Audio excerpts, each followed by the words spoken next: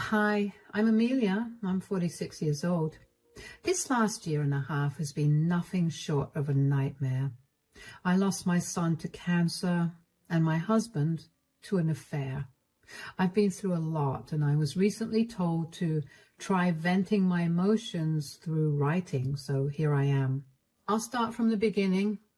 I met my ex-husband, Robert, when we were in college. We were very similar, so we got along great. We dated for 4 years before tying the knot. We waited for a year or two before we decided to have kids. Our first child was a girl who we named Megan, and 5 years later we had my son, Justin. For 15 years, everything was great. We were a happy family that was doing very well. Both Robert and I worked jobs that paid us well enough to save up for both of our kids' education and also live comfortably. And then one day, my son Justin collapsed out of the blue. It was one of the scariest moments of my life. I had no idea what was happening. One minute I was making a PB&J sandwich for him, and the next I heard a thud on the floor and found him lying unconscious. I was trained in CPR, so I quickly performed it on him while I called 911 for help. The ambulance arrived quickly and we were rushed to the hospital. After a number of tests, I was told that Justin had leukemia. I cannot describe to you all the emotions that went through me when I heard that news. I felt my whole world crash and burn. I went from feeling every emotion under the sun to feeling nothing at all. I stayed with Justin in the hospital for the next few months as we tried to desperately figure out how to deal with his illness. When Justin heard of his cancer, he burst into tears, and I felt my heart break all over again. I still had hope that Justin would recover after a lot of treatment. Justin got started on chemotherapy and radiation pretty quickly. He was really weak, so he was required to stay in the hospital. I spent every minute that I could in that hospital. Unless it was to work or take a shower, I was there by Justin's side. Megan was at college by this point, and Robert was too busy working. The news of Justin's illness devastated all of us, and it left us feeling pretty numb. Megan couldn't be back home all the time, but she'd fly back home once a month for about a week to spend time with Justin. Robert was the only one who was barely around. I would try to talk to him about him, but every single time he'd tell me that he was too busy working. It was beyond frustrating to hear that, but I figured that he was burying his feelings in his work, so I didn't push him too much. Then he got the news that Justin's illness was spreading way too fast for the treatment to work. He was given a month at best. That month, Megan stayed back for 3 weeks. I took off from work and spent all my time with Justin. Once again, only Robert was missing. One day, Justin specifically asked if his dad could see him. He kept asking Megan and me to bring his dad to see him, so I called Robert. Yes? Where are you? I'm at work. Where else would I be? Oh, I was just checking because I'm at the hospital right now. Will you be coming here after work? I don't think I'll be able to make it. Why? I'm busy with work. What else do you think I'm doing? What else do you think I'd be doing? Don't you think you should cut down on your hours a little bit? I mean, insurance is paying for Justin's treatments, and he's not going to be here after this month. Why don't you come and spend time with him? Amelia, I literally can't. Just because our insurance covers Justin's bills, it doesn't mean that we won't need money. I get that. But even so, you should come visit him. He misses you and wants to see you. I would love to be there by his side, but by the time I'm done with work, I'm so exhausted that I just want to sleep. I understand that you're tired, but I'm tired too. I haven't slept in God knows how long. You'll regret not getting to spend time with Justin once, you know. You think this isn't hurting me? I also want to be by my son's side, but I literally can't. The last thing I want is for Justin to see me looking exhausted. The kid needs to be around cheerful people now. Justin doesn't care about that, Robert. Just come and spend time with him. That's all he's been asking for all day. Tell Justin that I can't make it. How have you suddenly become so much more busy since Justin's diagnosis? You're supposed to be there for him as his father. He's struggling with this, and he's doing his best to be happy. Why can't you set aside your feelings for a second and think about Justin? Why are you yelling at me? I told you that I'm doing my best to be there for him, but it's not as easy as you think it is. I'm also a working woman, Robert. How do I have time for Justin and not you? You've worked so much this year and you haven't taken any of your paid time off. Just take the rest of the month off and spend time with Justin. I can't do that. Why? Why can't you do one last thing for Justin? Do you not care for your son who's suffering and literally dying? Amelia, I'm really busy right now. I only picked up the phone because I thought there was an emergency. If you keep calling me to yell at me, I will stop picking up the phone. Bye. And just like that, Robert hung up on me. I remember staring at my phone in shock that day. Justin had only one wish, and that was to see his father. How had Robert not seen the importance of that moment? Did he not realize that he would no longer have time with Justin? I felt such a crazy amount of anger at that moment. I tried to call Robert again, and he didn't pick up. And when I tried again, my call wouldn't go through. He had blocked me. I shamefully explained to Justin that his father was busy and that he wouldn't be able to make it.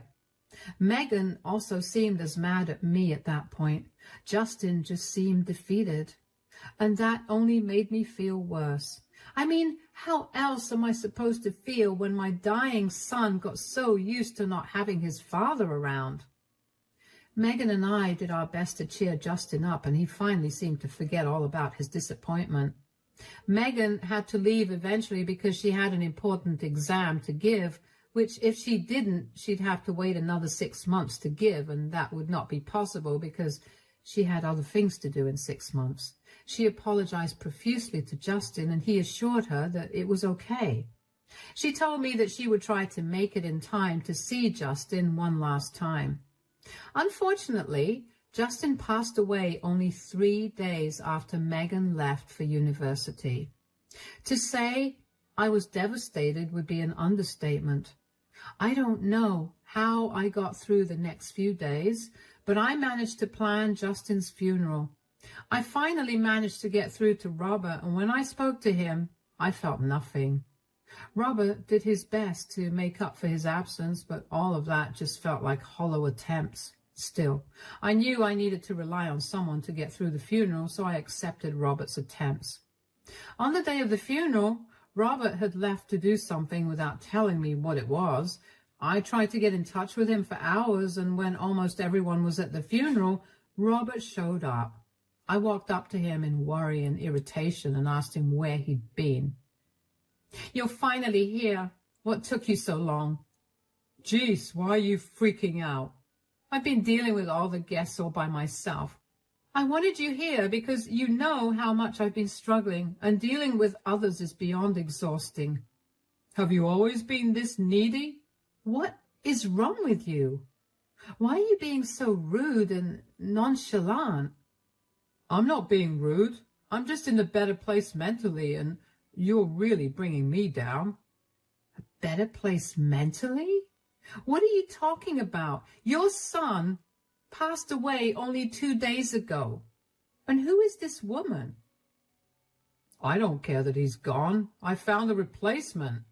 This is Beatrice, and she's pregnant with my child."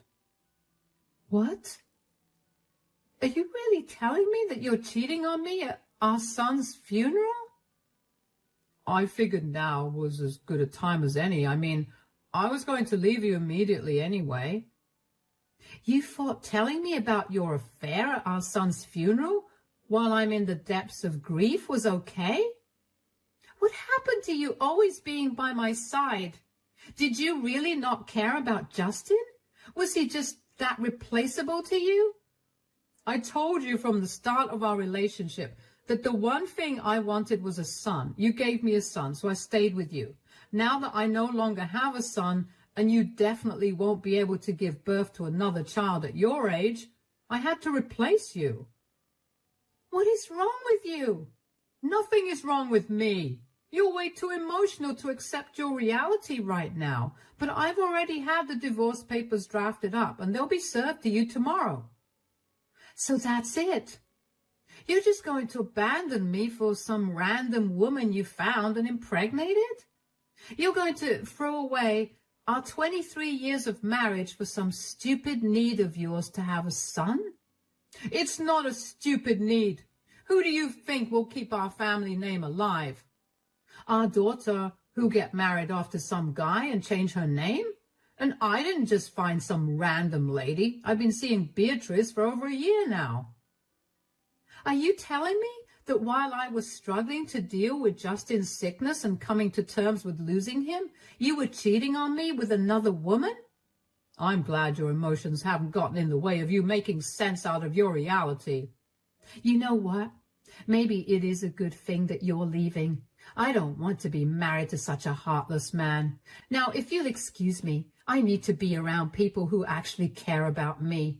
The range of emotions I was feeling is something I simply can't describe. I went from feeling angry to hurt to betrayed to sad to glad. And all of that was piled on top of the huge amount of guilt and grief that I had already been feeling. My son was gone. I could no longer hold my baby in my hands anymore. And there was nothing I could do to keep him by my side either. I was beyond mad at Robert, though. There was no reason for him to reveal his affair to me at Justin's funeral. I don't know if he wanted to humiliate me or if he was genuinely stupid. I decided to keep my distance from Robert because being around him would trigger way too many emotions, and I was not in the mental space to handle so much. About an hour into the funeral, Megan arrived. Her flight got delayed, and when she arrived, she looked a mess. I ran up to her and hugged her as hard as I could. I could not imagine what she was going through.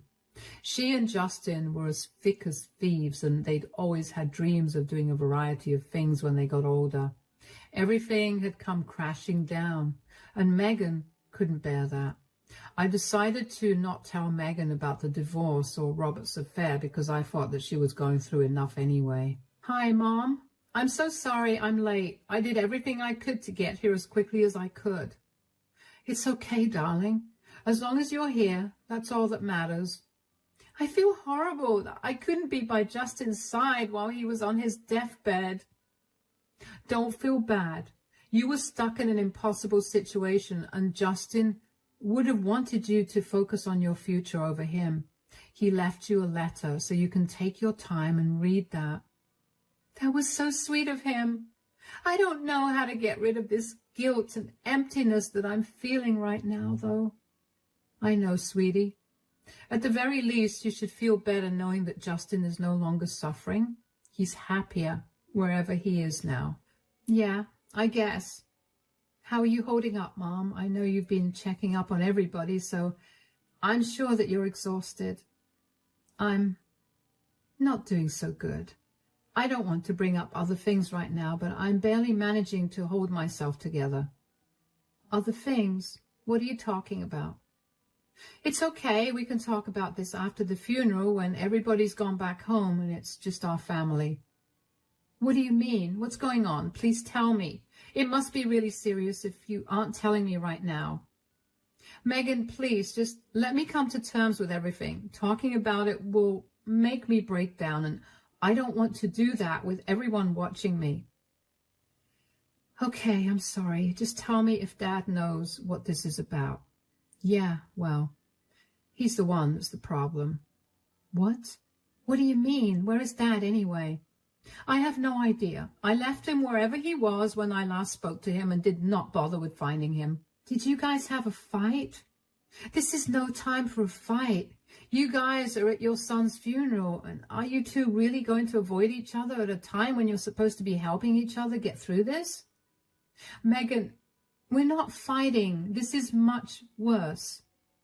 Okay, I don't care about what's going on between you guys. You two are my parents, and I want to have both of you by my side today. Let's go find Dad. I don't think that's a good idea. Please, I took a 5-hour flight to get here, and I haven't slept for 2 days. Please, let's just be together for 1 day. Megan didn't give me a chance to speak. I couldn't tell her what had actually happened, but even though I wanted to tell her, I had no idea how to. I also did not want to shatter her the way that Robert had so easily shattered me with the news. I tried to get Megan to stop, but she kept tugging at my hand and dragging me all through the venue to search for him. When we found him, I felt my heart sink. I did not want to see him or talk to him. I just wanted to get through that day without any more surprises or upsetting news. But whenever Megan wanted something, she had to get it. So I decided to keep my mouth shut and keep my eyes on the ground while Megan spoke to Robert. Dad, there you are. We've been looking for you. Oh, you finally made it. I was beginning to think you weren't going to come. Why wouldn't I make it to my brother's funeral? Probably because you prioritized your exam over being there with him. Okay, you're lashing out at me for reasons out of my control. Is this why you and Mom are having a fight? Fight? We're not having a fight. Oh, really? Then why did Mom tell me something happened because of you? Why didn't you tell her the truth, Amelia? I didn't want to add to her grief the way you did to me. What is going on? Could one of you please just tell me instead of leaving me hanging like this? I'm leaving your mother. What? I found someone better. You can't be serious. I am. Your mother will get the divorce papers served to her tomorrow. Who did you even find in such a short time? Is this some sort of messed up midlife crisis? This is not a midlife crisis. This is my beautiful girlfriend, Beatrice. We've been seeing each other for over a year, and she's pregnant with my child. The ultrasound confirmed that the baby was a boy, so now I can finally move on from this family. Why are you laughing? Because that baby is not yours. What are you talking about? Do you know her, Beatrice? Not really. Oh, give it up, Beatrice. Of course I know you. What? What's going on, Megan? Beatrice goes to my university. Surely you should have known that, Dad. I didn't know that. You're having a baby with a person you barely know. That's good for you. Also, she was my best friend's girlfriend up until 4 months ago. He found out she was cheating on him. Yeah, with me, I know that. Wow, you're okay with knowing that you were also disrupting another relationship? Just how much of a scumbag are you? That's enough. Come on, Robert, let's leave. I've heard you get insulted enough. They don't know what our relationship is like, and I'm tired of them judging us. Of course you want to leave. You know, Dad, the person she was cheating on was not you. What are you trying to say, Megan? I'm saying that child cannot be Dad's because Beatrice cheated on my best friend with one of his friends. Turns out she got pregnant by him, and when she told him, he wanted nothing to do with her, so she came running to you. That baby is her other affair partner's child.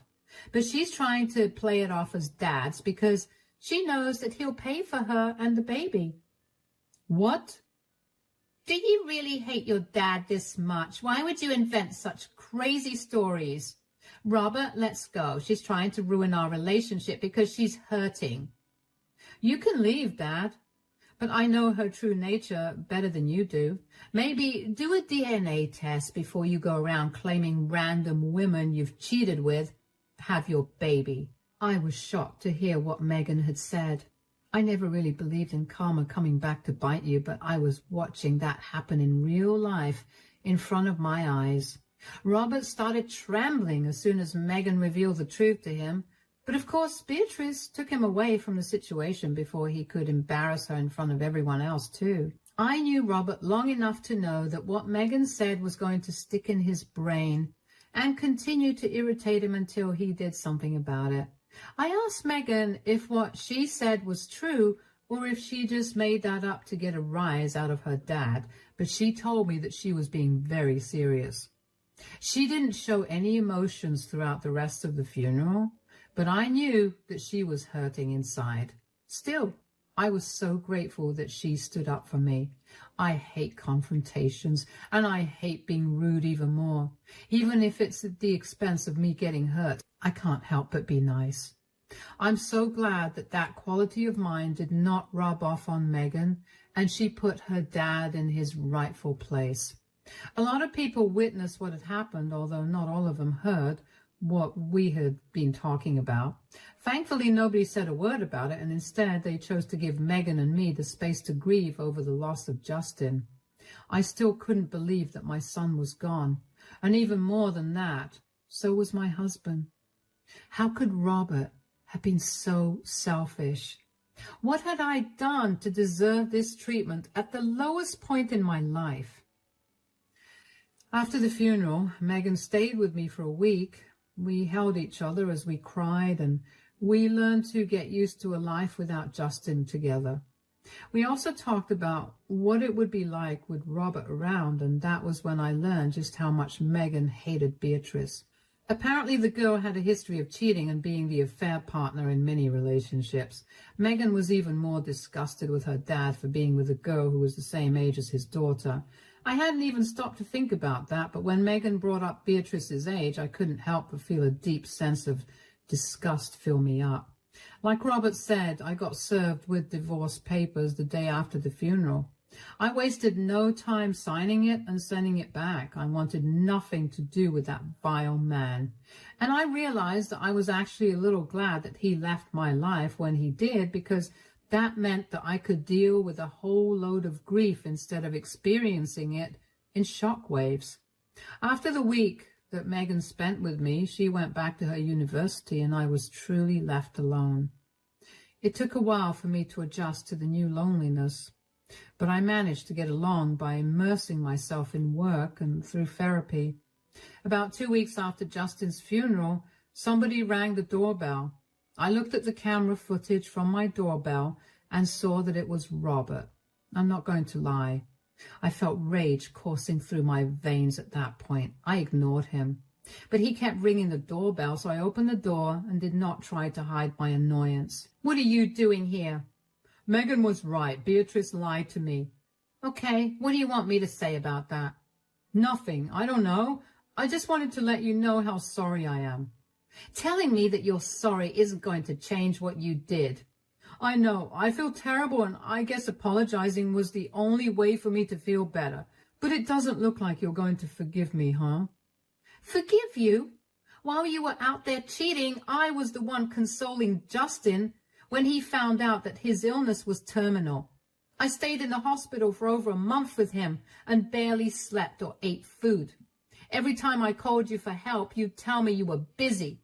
I had no one to support me. You looked down on Megan for not being able to make it to Justin's side while he was dying, but you conveniently left out how you were also not there." "I know. That's why I'm apologizing. You've been an amazing mother to our children. I repaid you with the worst thing in the world at the worst time." "I'm glad you at least recognize that." "I know that you still haven't forgiven me, but do you think that you could? I would love to come back to you. As messed up as this sounds, the entire time I was with someone else, I couldn't help but compare her to you. I refused to accept how badly I was messing my life up because I was not thinking straight. You really have been the best woman in my life, and I would love for you to take me back." "You sound insane. There is no universe in which I'd take you back. If I was truly the best woman you've ever known, you would have stepped up and been there for me when I needed you the most. Did you think I'd take that as a compliment? You disgust me in every sense of the word. Never have I met a more pathetic man than you." "You don't have to be so mean. I don't have to, but I want to. The last year has been a nightmare for me, and not once could I rely on you. On top of that, you chose Justin's funeral to tell me that not only were you having an affair, but also that you didn't care about Justin not being here because he was replaceable to you. I was grieving. I wasn't thinking straight. I am grieving too.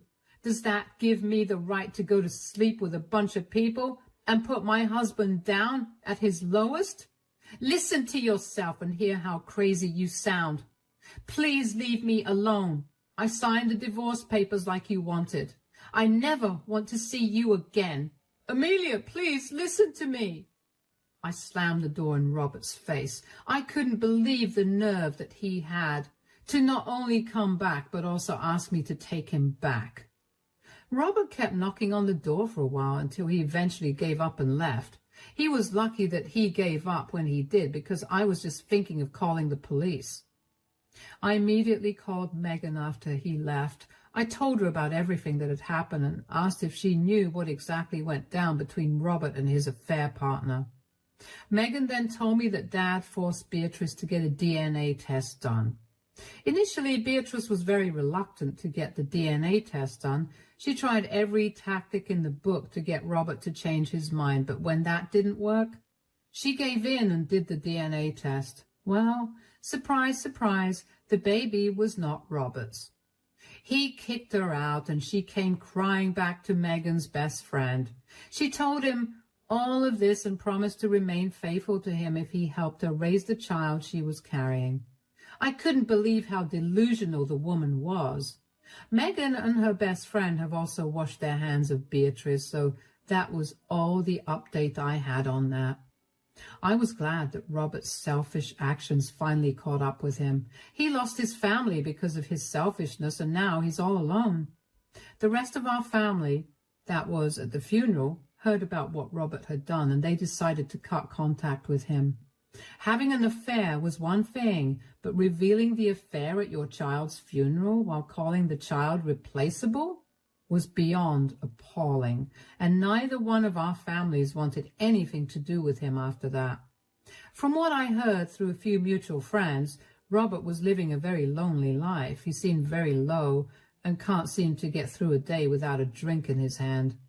While my heart hurts for the loss of my relationship, I know that I definitely deserve someone way better than Robert.